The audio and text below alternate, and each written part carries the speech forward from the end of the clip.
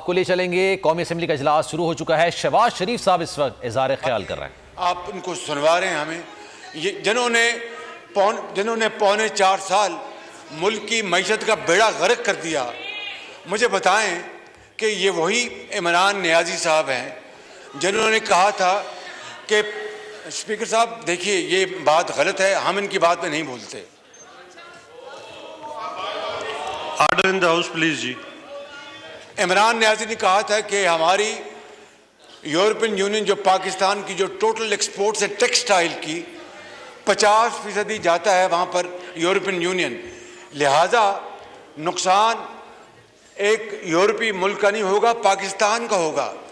लेकिन जब अपनी ज़ात की बात आई तो यूरोपियन यूनियन को वो सुनाई, वो मतून किया, अपनी ज़ात की खातिर पाकिस्तान के जो मफादात है उसको कुर्बान किया।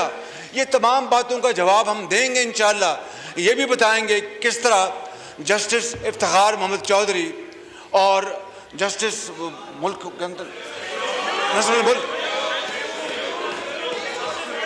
इफ्तिखार मोहम्मद चौधरी और जस्टिस नस्रुल मुल्क इन्होंने कहा इमरान नियाजी ने कोट एंड कोट कि जो वो फैसला करेंगे मैं उसको मनवन कबूल करूँगा।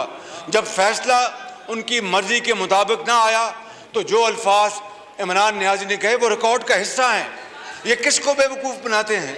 इन्होंने पाकिस्तान के अंदर गुर्बत को इंतहाओं पे पहुँचा दिया, महंगाई को इंतहाओं पे पहुँचा दिया, मईशत का बेड़ा गर्क कर दिया। 26% इस वक्त इन्फ्लेशन है और चीनी और गंदम और LNG में खरबों के स्कैंडल्स हैं। ये है वो स्कैंडल जनाब स्पीकर जिसने इनकी रातों की नींद उड़ाई हुई है। मैं आपसे दस्तबस्तर्ज करता हूं कि इसको खत्म करवाएं और वोटिंग करवाएं। मेहरबानी। Thank you. सब्सक्राइब करें और बेल दबाएं ताकि कोई खबर रह न जाए।